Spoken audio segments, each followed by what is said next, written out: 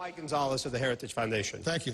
If Israel attacked Iran to prevent Tehran from getting nuclear weapons, would you help Israel launch the attack or support it otherwise? All right, we got the question. Let me ask Herman Cain first. Did you get the question? I didn't quite get the question. If the specific question is, if Israel attacked Iran to prevent Tehran from getting nuclear weapons, would you help Israel launch the attack or support it otherwise? I would first make sure that they had a credible plan for success, clarity of mission and clarity of success.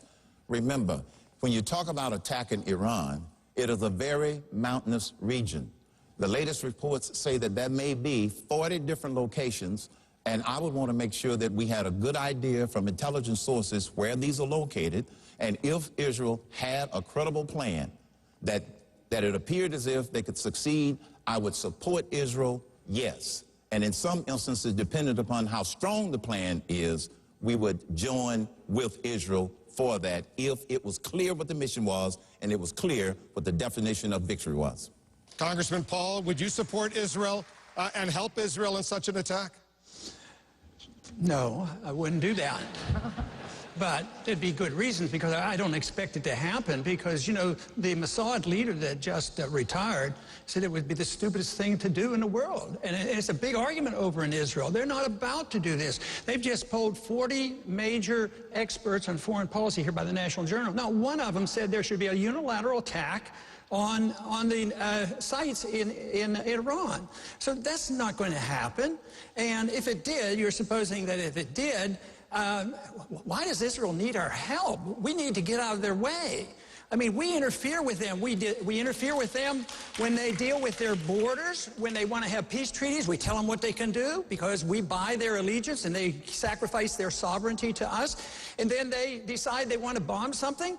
That's their business, but they should, you know, suffer the consequences. When they bombed the Iraqi missile site, nuclear site back in the 80s, I was one of the few in Congress that said it's none of our business, and Israel should take care of themselves. Israel has 200, 300 nuclear missiles, and they can take care of themselves. Why should we commit? We don't even have a treaty with Israel. Why do we have this automatic commitment that we're going to send our kids and send our money endlessly to Israel?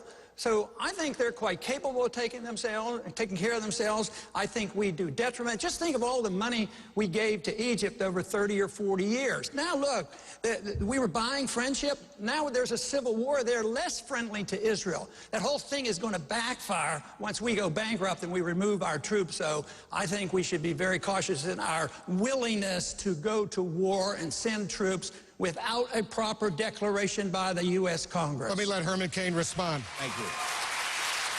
I stated, if the mission and the plan were clear, that it could succeed.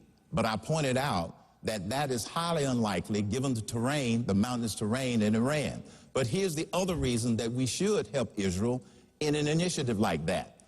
Back to Afghanistan. If we pull out of Afghanistan too soon, Iran is going to help fulfill that power vacuum in Afghanistan. And so it is in our best interest, the United States of America, to prevent them from being able to help fill that power vacuum in Afghanistan. Let's stay on this subject.